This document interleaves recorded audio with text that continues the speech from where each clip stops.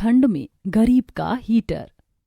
आजा बहन बैठ जा, हम दोनों आराम से यहाँ पर हीटर के सामने बैठकर बात करेंगे। हाँ एक काम करो शांति बहन, तुम भी यहाँ कर बैठ जाओ। वैसे भी तुम्हारे घर पर तो हीटर है भी नहीं, यहाँ बैठने पर कम से कम तुम्हें थोड़ा अच्छा तो लगेगा। बिल्कुल सही कहा, भगवान तुम्हारे जैसे दिन किसी को ना दिखाए। गर्मी में एसी नहीं है, सर्दी में हीटर नहीं, और बारिश का तो हाल ही मत पूछो, हमने देखा था तब। दोनों पड़ोसन शांति को ऐसा ताना कसती हैं जिसके बाद उसे बड़ा बुरा लगता है। हाँ तुमने बिल्कुल सही कहा, भले ही मेरे पास हीटर नहीं है, लेकिन मेरे पास एक ऐसी कीमती चीज है जो तुम दोनों के पास नहीं है। ऐसी कौन सी चीज है, बताना तो जरा। मेरे पास सबसे प्यारी बहू है जो मेरी सर्दियों में इतनी सेवा पानी करती है, और हम लोग लकड़ी जलाकर आग सेक लेते हैं, जो बिल्कुल हीटर का ही काम करता है। मेरी बहू मेरी मालिश करती है, मेरी सेवा करती है, लेकिन मैंने सुना था कि तुम्हारी बहू ने तुम्हारी चुटिया ही खींच दी थी। दोनों को ऐसा करारा जवाब देकर शांति वहां से चली जाती है। दोनों का मुंह बन जाता है। अगले दिन सुबह प्रीति उठकर चूल्हे के पास जाकर बैठती है, तभी पीछे पीछे रिया भी आ जाती है। अरे यार कितनी ज्यादा ठंड हो रही है, मेरा तो बिल्कुल भी काम करने का मन नहीं कर रहा। हाँ भाभी, मन तो मेरा भी नहीं कर रहा, ऐसे शरीर बिल्कुल अकड़ रहा है और हाथ भी बिल्कुल ठंडे पड़ रहे हैं। सच में ठंड में काम करना तो बहुत मुश्किल होता है, ऊपर से ठंड भी बहुत लगती है हमें, क्योंकि हमारे घर की हालत ही ऐसी है। बिल्कुल सही कहा तुमने, कोई बात नहीं, चलो मैं सबके लिए गर्मा गर्म चाय बना देती हूँ, और मैं भाभी आपके साथ सामने बैठकर चूल्हे पर आग सेक लूंगी, थोड़ी राहत मिलेगी। प्रीति लकड़ियां जलाने की कोशिश करती है, लेकिन क्योंकि ठंड में नमी की वजह से लकड़ी में भी नमी आ गई थी, जिसकी वजह से उसे जलने में काफी परेशानी हो रही थी। ठंड में ना ऐसी समस्याएं बहुत हो जाती हैं, अब इसे जलाने में भी इतना टाइम लगेगा। जैसे तैसे करके बड़ी मुश्किलों के बाद आखिरकार लकड़ी जल जाती है, और उसके बाद प्रीति चूल्हे पर पतीला रखकर सबके लिए गर्मा गर्म पानी में चाय पत्ती, दूध और चीनी डालकर चाय बनाती है। चाय बनने के बाद वो सभी को गर्मा गर्म चाय देती है। अब सर्दी में गर्मा गर्म चाय पीने के बाद थोड़ी सी शरीर में राहत आएगी, वरना पूरी रात जाड़े में ठिठुरते हुए ही निकलती है।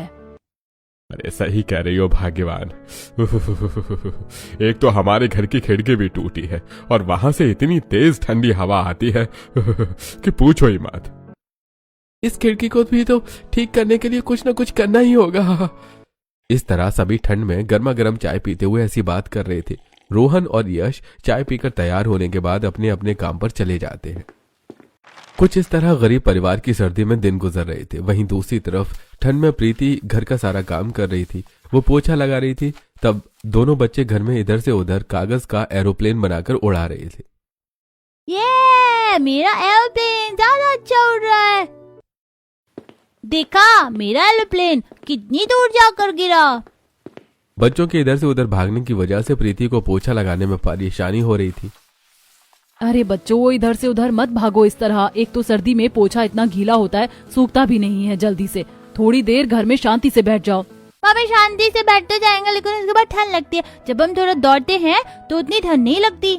बिल्कुल सही कह रहे हैं बच्चे, इधर से उधर घूमने और टहलने से थोड़ी शरीर में फुर्ती आती है और पसीना आता है, जिसके बाद शरीर में थोड़ी गर्मी बनती है तो ठंड नहीं लगती। बैठे रहने से तो बड़ी ठंड लगती है, और ऊपर से हमारी रजाई भी इतनी पतली है, साथ में स्वेटर भी फटे हुए ही पहने हैं, इनमें कहाँ ही इतनी ठंड रुकेगी। जी माँ जी, मैं आपकी बात से बिल्कुल सहमत हूँ। एक काम करो बच्चों, तुम दोनों थोड़ी देर बाहर जाकर खेल लो। प्रीति की बात मानकर दोनों बच्चे बाहर आंगन में खेलने चले जाते हैं, जहां पर उनका पड़ोसी मोनू भी उनके साथ खेलने आ जाता है। अरे पिंकी चिंटू, तुम दोनों क्या खेल रहे हो आज? कुछ नहीं मोनू यार, हम तो बस आज कागज का एरोप्लेन बनाकर उड़ा रहे हैं, देख रहे हैं कि किसका एरोप्लेन कितना दूर जा रहा है। अच्छा तो ठीक है, तो आज मैं भी तुम्हारे साथ ही खेलूंगा। मेरे लिए भी जल्दी से कागज दे दो, मैं भी अपना एरोप्लेन बना लेता हूँ। चिंटू अंदर से एक कागज लेकर आता है, जिसके बाद उसे अच्छे से मोड़ने तोड़ने के बाद मोनू अपना एक बढ़िया सा एरोप्लेन बनाता है, और तीनों बच्चे एरोप्लेन उड़ा रहे थे कि तभी मोनू की नजर जाती है कि उसके पापा ऑटो में आए हैं, और वो ऑटो से एक बहुत बड़ा सा बॉक्स उतार रहे हैं। अरे दोस्तों देखो, मेरे पापा कुछ सामान लेकर आए हैं, चलो चलकर देखते हैं कि क्या लाए हैं। अब तीनों बच्चे उत्साहित होकर मोनू के पापा रजत के पास जाते हैं। अरे बच्चों क्या बात है, कहाँ भाग कर जा रहे हो? कहीं नहीं पापा, हम तो भागकर बस आपके पास ही आ रहे थे। हम देखने आए थे कि आप हमारे लिए क्या लेकर आए हो। कुछ नहीं बेटा, ये तो हीटर है बस। क्या कहा अंकल? हीटर? हीटर क्या होता है और कैसा होता है? अरे एक काम करो बच्चों, ये बहुत भारी है, चलो अंदर चलकर देखते हैं कैसा होता है और ये कैसे काम करता है। मैं तुम्हें सब दिखाऊंगा, ओके।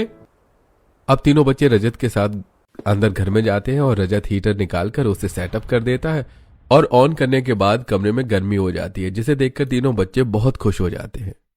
वाह पापा, इतने दिनों बाद हीटर के आगे बैठने में कितना अच्छा लग रहा है। हमारा पुराना हीटर तो खराब हो गया था और ये हमारे पुराने वाले हीटर से भी बहुत अच्छा है। हाँ बेटा।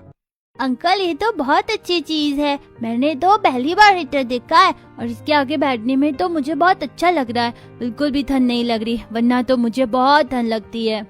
हाँ बेटा, इसीलिए ये कमाल की चीज बनाई गई है ताकि हम ठंड से बच सके। अब तीनों आराम से यहाँ पर बैठकर हीटर का मजा लो। रजत तीनों बच्चों के साथ वहां पर बैठकर हीटर के आगे हाथ सेक रहा था।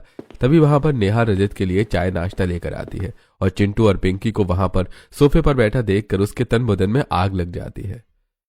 हे भगवान, इन गरीब फटीचरों का मैं क्या करूं? जब देखो तो मुंह उठाकर घर के अंदर चले आते हैं। अब इन्हें हीटर नजर आ गया तो ये यहाँ पर आकर जमकर बैठ गए। अब देखना फायदा उठाएंगे, मुंह उठाकर यहाँ रोज चले आएंगे। अरे हमने हीटर अपने लिए लगवाया, इनके लिए थोड़ी ही। नेहा गुस्से में बड़बड़ करते हुए और मुंह बनाकर रजत को चाय देती है। उसे ऐसे हाल में देखकर रजत उससे पूछता है, क्या बात है, तुमने ऐसा मुंह क्यों बनाया है? कुछ नहीं, बस ऐसे ही। अब दोनों बच्चे घर वापस आते हैं और ये सारी बात अपनी मम्मी और दादी को बताते हैं। पता है मम्मी, हमने हीटर देखा, सच में बहुत अच्छी चीज है। उसके आगे बैठने से तो हमें बिल्कुल भी सर्दी नहीं लग रही थी और पता है आग जलाने की भी जरूरत नहीं है। हाँ मम्मी, हीटर तो इतनी अच्छी चीज है कि अगर हमारे पास सर्दी के ज्यादा अच्छे कपड़े भी नहीं है ना पहनने के लिए, तब भी हम अगर उसके आगे बैठेंगे तो हमें सर्दी नहीं लगेगी। हमें भी हीटर ले लेना चाहिए। हाँ बेटा लेंगे, लेकिन अभी हमारे पास पैसे नहीं हैं। रात को सभी को सोने में बड़ी परेशानी हो रही थी क्योंकि उनके पास एक पुरानी ही रजाई थी और खिड़की से भी बड़ी ठंडी हवा आ रही थी। बेटा थोड़ी सी लकड़ी जला दे, ऐसे तो सोने में बिल्कुल भी मजा नहीं आ रहा। बहुत ज्यादा ठंड लग रही है, ठंड के मारे हालत भी खराब हो रही है। अरे सच में मेरी भी जान निकले जा रही है। मुझे तो लगता है हमें रात को भी आग जलाकर सोना पड़ेगा क्योंकि अब दिन ब दिन ठंड जो बढ़ती जा रही है। अब ठंड की वजह से बच्चे भी रोना शुरू कर देते हैं। हाँ मम्मी, मुझे भी बहुत डर लग रही है, कुछ करो ना। ये सब सुनकर प्रीति उठ जाती है और जब सब जहां सो रहे थे उसी से थोड़ा सा दूर 2 ईंट रखती है और उसके ऊपर एक तसला रख देती है, जिसके बाद उसके अंदर कुछ लकड़ी और उपले रखने के बाद वो उसे जलाने की कोशिश करती है और बहुत देर की कोशिश के बाद आखिरकार वो जल जाती है, लेकिन उसकी वजह से पूरे घर में धुआं भी हो रहा था। पूरे घर में धुआं हो गया है और मम्मी मेरी आँख में तो जलन हो रही है, आँखों में धुआं जा रहा है। हाँ मम्मी, मेरी भी आँखों में जलन हो रही है। कोई बात नहीं बेटा, अभी थोड़ी देर में धुआं बाहर चला जाएगा, थोड़ी ही देर की बात है बस। कोई बात नहीं, तुम आराम से सो जाओ, बस दोनों आंखें बंद कर लो, फिर कुछ नहीं होगा। इस तरह गरीब परिवार ठंड से बचने के लिए कुछ न कुछ कोशिश कर ही रहा था। चाय नाश्ता करने के बाद रोहन भी अपने काम पर चला जाता है। अरे बाप रे, आज तो बहुत ज्यादा ठंड है और ठंडी हवा एकदम सीने को चीरती हुई जा रही है। ठंड में बड़ी मुश्किल से रोहन अपने काम पर पहुंचता है, जहां पर वो ठंड में काम कर रहा था और सेठ सभी से बहुत बुरा बर्ताव कर रहा था और चिल्लाकर सबसे काम करवा रहा था। अरे ढंग से काम करो वरना तुम सबकी पगार काट लूंगा। इतनी धीरे धीरे काम कर रहे हो, पता नहीं क्या परेशानी है, जल्दी जल्दी हाथ क्यों नहीं चलाते। वो सेठ खुद आराम से हीटर के सामने बैठा था और सभी मजदूर ठंड में बड़ी मेहनत से काम कर रहे थे, लेकिन फिर भी वो सबके ऊपर चिल्ला रहा था। जब रोहन भारी सामान उठाकर हीटर के आगे से जाता है तो उसे 1 मिनट के लिए बहुत अच्छा महसूस होता है। अरे वाह, मैं बस कुछ पल के लिए हीटर के आगे गया तो मुझे कितना अच्छा लग रहा था। सच में ये तो कितनी कमाल की चीज है ठंड से बचने के लिए। काश मैं इसके आगे थोड़ी देर ऐसे बैठकर आराम कर पाता। जब रोहन ऐसा सोच रहा था और अपनी एक पल की खुशी को महसूस ही कर रहा था कि तभी उसका सेठ उसे देख लेता है और फिर से उसके ऊपर चिल्लाना शुरू कर देता है। अरे वहां पर कोने में खड़ा होकर क्या कर रहा है और मेरे हीटर को इस तरीके से घूर क्यों रहा है? जल्दी से अपने काम पर ध्यान दे। मुझे सब पता है तू इसे इस तरीके से क्यों देख रहा है। इस पर तेरी नजर है इसीलिए ना। नहीं मालिक, ऐसा कुछ भी नहीं है, मैं तो बस कुछ सोच रहा था। हाँ, यहाँ पर मैं तुझे सोचने के पैसे नहीं देता, काम करने के पैसे मिलते हैं, समझा। चल अब जल्दी से काम खत्म कर, और मेरे प्यारे हीटर को इस तरह घूरने की जरूरत नहीं है, वरना इसे नजर लग जाएगी। अब रोहन चुपचाप मुंह नीचे करके वहां से जाकर अपना काम करना शुरू कर देता है। वहीं दूसरी तरफ घर पर भी राशन पानी खत्म हो गया था। माँ जी, राशन तो खत्म हो गया है। कोई बात नहीं, अभी रोहन और यश जब काम से आएंगे तब हम उन्हें बता देंगे, तब वो राशन ले आएंगे। लेकिन माँ जी, बच्चों को बहुत भूख लग रही है। अब फिर से राशन की दुकान से राशन उधार लेकर आएगी तो वो फिर से बड़बड़ करेगा। सब लोग पहले ही इतने ताने देते हैं, उसकी बातें सुनकर फिर से तेरा मूड खराब हो जाएगा बहू। कोई बात नहीं माँ जी, अब जिस समय जो हालात होते हैं उस समय उसी हिसाब से रहना पड़ता है। बात तो तेरी भी सही है, अब हमारे दिन ही ऐसे हैं तो क्या कर सकते हैं। प्रीति अपने पास वाले राशन की दुकान पर जाती है। भैया 1 किलो आटा दे दो। भाई 1 किलो आटा मांगने आई हो, यानी आज फिर से उधार ही मांगने आई होगी। वैसे तुमसे उम्मीद भी क्या कर सकते हैं, जब देखो मुंह उठाकर उधार मांगने आ जाती हो। दुकानदार का ऐसा ताना सुनकर प्रीति अपनी गर्दन नीचे झुका लेती है। दुकानदार से 1 किलो आटा लेने के बाद वो घर आ जाती है और सबको गर्मा गर्म रोटी बनाकर देती है। लेकिन वहीं दूसरी तरफ बच्चों को बहुत ठंड लग रही थी। क्या बात है बच्चों, तुम ठीक से खाना क्यों नहीं खा रहे हो? क्योंकि मम्मी हमें बहुत ज्यादा ठंड लग रही है और घर के अंदर बाहर से भी बहुत तेज हवा आ रही है, बिल्कुल भी अच्छा नहीं लग रहा। आप थोड़ी देर हमारे लिए लकड़ी जला दो। हाँ मम्मी, मुझे भी बहुत ठंड लग रही है। लेकिन बच्चों, मैं लकड़ी कैसे जला दूं? आज तो लकड़ी खत्म हो गई है। एक काम करो, तुम दोनों खाना खा लो, उसके बाद मैं बाहर जाकर लकड़ी ले आऊंगी। अब उसके बाद दोनों बच्चे खाना खा लेते हैं और दोनों बच्चे बाहर निकल आते हैं। देखो ना, मोनू अब तक खेलने नहीं आया और आजकल वो खेलने कम ही आता है। हाँ पिंकी, क्योंकि उसके घर पर हीटर आ गया तो वो आराम से हीटर के आगे बैठकर टीवी देखता है, इसीलिए वो हमारे साथ खेलने नहीं आ रहा। चलो उसके घर चलते, हम भी थोड़ी देर हीटर के सामने बैठ जाएंगे, मुझे भी बहुत ठंड लग रही है। ऐसा सोचकर दोनों बच्चे मोनू के घर जाते हैं। वहीं दूसरी तरफ प्रीति भी लकड़ी लेने जंगल में जाती है, लेकिन उसे रास्ते में ही एक खाली प्लॉट में लकड़ी मिल जाती है। आज बहुत ठंड है, जंगल में जाने के लिए रहने देती हूँ। ये एक्स्ट्रा लकड़ी लग रही है, इसी में से कुछ ले जाती हूँ। प्रीति वहां से कुछ लकड़ी इकट्ठी करके घर ले आती है और रास्ते में आते हुए उसकी एक पड़ोसन मिलती है। अरे प्रीति बेटा, क्या हाल चाल है? बस सब बढ़िया है आंटी जी, आप बताइए सब कैसा है? यहाँ भी सब बढ़िया है। अच्छा, तूने मेरी रजाई सिली थी ना, बहुत अच्छे से सिली है। मेरी मदद करने के लिए शुक्रिया, तू हमेशा मेरी मदद करती है। कोई बात नहीं आंटी जी, ये तो हमारा फर्ज है। अरे तू तो ठंड में बुरी तरह कांप रही है। बस क्या बताऊं आंटी जी, घर की खिड़की भी टूटी हुई है जिसकी वजह से ठंडी हवा घर के अंदर आती है। अभी हमारे हालात ऐसे चल रहे हैं, ठीक भी नहीं करवा पाते। कोई बात नहीं, एक काम कर, मेरे पास एक आइडिया, मेरे पास कुछ एक्स्ट्रा बोरी रखी है, उसे ले जा और खिड़की पर लगा दे। उसके बाद राहत मिलेगी और ठंडी हवा घर के अंदर नहीं आएगी। सरला सामने ही अपने घर से कुछ बोरी लाती है और प्रीति को देती है। आपका बहुत बहुत शुक्रिया आंटी जी। अरे शुक्रिया कैसा बेटा, ये तो फर्ज बनता है हमारा। तू भी तो मेरे इतने सारे कामों में कितनी मदद करती है। बोरी लेकर प्रीति घर आ जाती है और घर की सभी खिड़की पर बोरी लगाकर उसे अच्छे से कवर कर देती है। ओहो हो, अब तो बहुत अच्छा हो गया है। अब ठंडी हवा घर के अंदर नहीं आएगी और शायद रात को आज हमें राहत भी मिलेगी। सच में ये सरला भी ना कमाल की औरत, हमेशा जुगाड़ भी बता देती है और हमारी मदद भी कर देती है। हाँ मम्मी, सच में उनकी वजह से अब हम रात को आराम से सो पाएंगे। इधर मोनू बच्चों को अपने कमरे में ले जाता है जहां पर सामने हीटर चल रहा था और वो तीनों आराम से बिस्तर पर बैठकर टीवी देख रहे थे। सच में यार, ये हीटर के सामने बैठकर तो बड़ा अच्छा लग रहा, मजा ही आ गया। हाँ बिल्कुल, मुझे भी बहुत अच्छा लग रहा है। Thank you so much Monu, तूने हमें अपने साथ बैठने दिया। अरे कोई बात नहीं दोस्तों, तुम दोनों मेरे बहुत अच्छे दोस्त हो। जब मेरे घर पर हीटर खराब हो गया था तब मैं भी तुम्हारे घर पर आकर आग जलाकर हाथ सेकता था। तीनों बच्चे बड़े मजे से हीटर के सामने उसकी गर्माहट में टीवी देख रहे थे। वहीं दूसरी तरफ नेहा बढ़िया सा नाश्ता अपने बेटे मोनू के लिए बनाती है और उसे लेकर अपने कमरे में आती है और वहां का नजारा देखकर उसका तन बदन गुस्से से भर जाता है। अरे तुम दोनों फटीचर यहाँ पर क्या कर रहे हो और तुम्हारी हिम्मत कैसे हुई मेरे घर में आकर बिस्तर में बैठने की? पता नहीं कितने दिनों से नहाए भी नहीं होगे, ऐसे तो तुम पीछे से कभी भी घुस जाओगे। मम्मी ऐसा मत बोलो, ये दोनों पीछे से नहीं आए हैं, मैं इन्हें लेकर आया था। देखो बेटा, तुम चुप करो, और तुम दोनों ने तो मजाक ही बना दिया है। तुम जैसों के पास तो कुछ होता नहीं है, बस दूसरों की चीज इस्तेमाल करने के लिए आ जाते हो। जब से हमारे घर में हीटर लगा है मुंह उठाकर कभी भी घुसाते हो। अगर इतना ही शौक है हीटर के सामने बैठने का तो जाकर अपने माँ बाप को बोलो, हमने यहाँ हीटर अपने लिए लगवाया है, तुम्हारे लिए नहीं। चलो निकलो यहाँ से। नेहा बच्चों को बहुत बेइज्जत करती है और उन्हें खूब खरी खोटी सुनाकर वहां से भगा देती है। ये सब सुनकर दोनों बच्चों का दिल एकदम टूट कर बिखर जाता है और वो रोते हुए घर आकर सारी बात बताते हैं। आंटी ने हमें गरीब भतीजा भी कहा और कहा कि हम पता नहीं कब से नहीं ना आए हैं। ये बात सुनकर शांति भड़क जाती है। आखिर उसकी इतनी हिम्मत कैसे हुई कि उसने मेरे बच्चों को इतना भला बुरा कहा। अरे भले हमारे पास पैसे नहीं है और हम गरीब हैं, तो हमें इतना नीचा दिखाने की क्या जरूरत है। कुछ बहाना लगाकर या कुछ और बात बोलकर बच्चों को घर से भेज देती, लेकिन इतना कुछ भला बुरा कहने की क्या जरूरत थी। अब प्रीति दोनों बच्चों को चुप करवाते हुए कहती है, कोई बात नहीं बेटा, तुम दोनों चुप हो जाओ, बैठ जाओ, मैं लकड़ी लेकर आ गई हूँ, हम सब आग जलाकर मूंगफली खाएंगे, ठीक है। अब प्रीति तसले में सभी के लिए लकड़ी जला देती है और पूरा परिवार उसके आसपास बैठ जाता है। घर में थोड़ी सी मूंगफली बची थी, सब वही थोड़ी थोड़ी खा लेते हैं।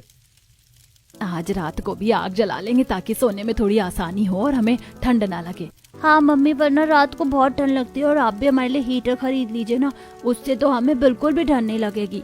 हाँ मेरे बच्चे, जल्दी लेंगे, चिंता मत करो। अब प्रीति ऐसा बोलकर बात टाल देती है। उसके पास इतने पैसे भी तो नहीं थे। अब रात को सभी खाना खाकर सो जाते हैं और प्रीति ने भी वहीं थोड़ी दूर तसले में आग जलाकर रखी थी, जिसकी वजह से घर में थोड़ी सी गर्मी फैली हुई थी और अब थोड़ा चैन से सो पा रहे थे।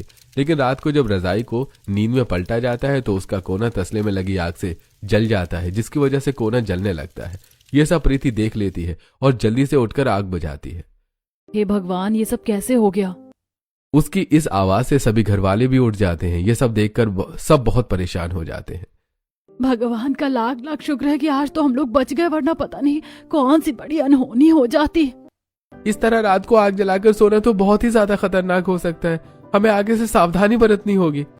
शुक्र है किसी को कुछ नुकसान नहीं हुआ। लेकिन इसके अलावा हमारे पास कोई चारा भी तो नहीं है। हमारे पास हीटर भी नहीं है। पहले ही हमारी पतली रजाई थी, अब ये थोड़ी सी कोने से भी जल गई है। अब हम क्या करेंगे समझ नहीं आ रहा। अब तो और ज्यादा ठंड लगेगी। रात को सभी बात करते हैं, उसके बाद सोने की कोशिश करते हैं तो किसी को भी नींद नहीं आती। सबको बहुत ठंड लग रही थी, खासकर बच्चों को, और पूरी रात ऐसे ही निकल जाती है। अगले दिन सुबह, मम्मी हमें बहुत ठंड लग रही है, हमारे लिए हीटर खरीद लो ना। हाँ मम्मी, मुझे भी बहुत ठंड लग रही है। बच्चों को परेशान देखकर प्रीति सोचती है कि वो आखिरकार एक बार जाकर हीटर के बारे में दुकान में पूछ लेगी। वो एक दुकान में जाती है और उसे वहां एक हीटर पसंद आता है। भैया, ये हीटर कितने का है। यह कम से कम 5,000 रुपए का है। दाम सुनकर प्रीति चौंक जाती है और मन में सोचती है, हे भगवान, मेरे पास तो यहाँ पर ठीक से 500 रुपए भी नहीं है। मैं 5,000 रुपए कहाँ से लेकर आऊंगी। अब प्रीति निराश होकर घर वापस आ जाती है, जहां बच्चे इस उम्मीद में थे कि उनकी मम्मी उनके लिए हीटर लेकर आएंगी। लेकिन अपनी मम्मी को खाली हाथ देखकर दोनों बच्चों की आंखें नम हो जाती हैं। मुझे पता था कि हम कभी भी हीटर का इस्तेमाल नहीं कर पाएंगे। सच में हर किसी के घर में हीटर है और किसी को भी ठंड नहीं लगती, लेकिन हमें हमेशा ऐसे ही ठंड में तड़पना होगा। अपने बच्चों को ऐसी बात करते देखकर प्रीति को बहुत बुरा लगता है और वो सोचती है कि वो हीटर कैसे भी करके घर में लाकर रहेगी। तब वो कबाड़ी वाले के पास जाती है और वहां से पुराना हीटर लेकर आती है। जब शाम को रोहन घर आता है, क्या तुम हीटर लेकर आ गई? क्या ये काम करेगा? नहीं, मैं इसे कबाड़ी वाले से लेकर आई हूँ। इसके अंदर की कॉइल खराब है, हमें इसे बदलना होगा। आपका एक दोस्त है ना इलेक्ट्रीशियन, आप इसे उसके पास ले जाइए। वो इसके अंदर की नई कॉइल लगाकर इसे ठीक करके दे सकता है, फिर ये इस्तेमाल करने के लायक हो जाएगा। अच्छा ठीक है, मैं कल ही इसे उसके पास ले जाऊंगा। अगले दिन रोहन पुराना हीटर लेकर अपने दोस्त के पास जाता है, जिसकी खुद की इलेक्ट्रॉनिक की शॉप थी। हीटर देखने के बाद वो कहता है, अरे भाई तुम चिंता मत करो, मेरे पास तो अभी एक्स्ट्रा कॉइल बची हुई है। मैं तुम्हें अभी इसे ठीक करके दे देता हूँ, तुम थोड़ा इंतजार करो। पवन हीटर में नई कॉइल डालकर अच्छे से ठीक कर देता है और उसे चलाकर दिखाता है। हीटर को ठीक काम करता ही देखकर रोहन को बड़ी खुशी होती है। वाह, ये तो सच में कमाल हो गया। शुक्रिया मेरे दोस्त, तूने बहुत बड़ा काम कर दिया है। अब हमें ठंड में तड़पना नहीं पड़ेगा। अच्छा मुझे बता, इसका कितना खर्चा हो गया? अरे कर दिया ना तूने मुझे पराया। अरे दोस्ती यारी में ये सब नहीं होता। लेकिन पवन, तूने कॉइल नहीं लगाई है, इस तरह तेरा नुकसान हो जाएगा। अरे कुछ नहीं भाई, मुझे सस्ते में मिलती है और एक्स्ट्रा पड़ी थी। अब तो हीटर लेकर जा और मजे कर। उसके बाद रोहन हीटर लेकर घर आता है और वो घर आने के बाद जब सभी को हीटर चलाकर दिखाता है तो सब बहुत खुश हो जाते हैं। ये अब हमारे घर में भी हीटर आ गया, बहुत अच्छा होगा। अब हमें भी ठंड नहीं लगेगी और हम आराम से सो सकते हैं। हमारा जब मन करेगा हम हीटर चलाकर आराम से गर्मी का एहसास ले पाएंगे। सच में बेटा, इतने सालों बाद जाकर हीटर के सामने बैठने का मौका मिला है। मुझे भी सच में बहुत अच्छा लग रहा है। अब कम से कम हमें लकड़ी जलाकर घर में ना तो धुआं करना होगा और ना ही अब कोई खतरा होगा। हाँ, और इसके सामने बैठने में तो और भी ज्यादा अच्छा लग रहा है। रात को नींद भी एकदम बढ़िया आने वाली है। इस तरह सभी खुश होकर हीटर का इस्तेमाल करते हैं और रात को भी चैन की नींद सोते हैं। अगले दिन सुबह जब बच्चे मोनू को इस बारे में बताते हैं तो पता है मोनू, हमारे घर में भी हीटर आ गया। तुम चाहो तो हमारे घर में आकर हमारे साथ खेल सकते हो और हम सब हीटर के सामने बैठकर मजे करेंगे। अच्छा ठीक है, ये तो बहुत अच्छी बात है। मैं तुम्हारे घर शाम को जरूर आऊंगा। यह बात पीछे खड़ी नेहा सुन लेती है और वहां पर गुस्से में आकर कहती है, अरे मेरे बेटे को कोई जरूरत नहीं है तुम जैसे फटीचर के घर पर आने की। हमारे पास तो वैसे भी नया हीटर ही है। अपना कबाड़ वाला हीटर अपने पास ही रखो। यह बात सुनकर दोनों बच्चों का मुंह बन जाता है और पीछे खड़ी प्रीति भी ये सुन लेती है और वहां जाकर कहती है, नेहा, तुम इतनी पत्थर दिल कैसे हो सकती हो कि तुम बच्चों के दिल में ऐसी बातें डाल रही हो? अरे बच्चों ने तुम्हारा क्या बिगाड़ा है जो तुम उनसे इतनी नफरत से बात करती हो? देखो, मुझे तो शिक्षा देने की कोई जरूरत नहीं है तुम्हें। अब तो तुम फटीचर होने के साथ कबाड़ वाली भी बन गई हो, इसीलिए मैं तुम्हारे मुंह नहीं लगना चाहती। चल बेटा मोनू, अंदर चलते हैं। इतना कहकर नेहा मोनू को अंदर ले जाती है और दूसरी तरफ प्रीति भी अपने बच्चों को घर के अंदर लाती है। अब इस तरह दिन गुजर जाते हैं। एक दिन नेहा किसी काम से बाहर गई थी और मोनू घर पर अकेला था। उसे बिल्कुल भी ठीक नहीं लग रहा था तो वो घर के बाहर आ गया। मोनू लड़खड़ाकर चल रहा था, जिसे प्रीति देख लेती है और उसके पास जाती है। उसे छूने पर पता चलता है कि उसे बुखार है। अरे बेटा, तुम्हें तो बहुत तेज बुखार है, चलो मेरे साथ घर चलो। प्रीति उसे अपने घर लाती है। उसके बाद उसके ठंडे पानी की पट्टी करती है। साथ में वो डॉक्टर के पास ले जाती है और नेहा को भी फोन करके बताती है। तो नेहा डॉक्टर के पास पहुंच जाती है। सही हुआ कि आप सही टाइम पर इन्हें अस्पताल ले आए। इनको बहुत तेज बुखार था और सिर में चढ़ गया था।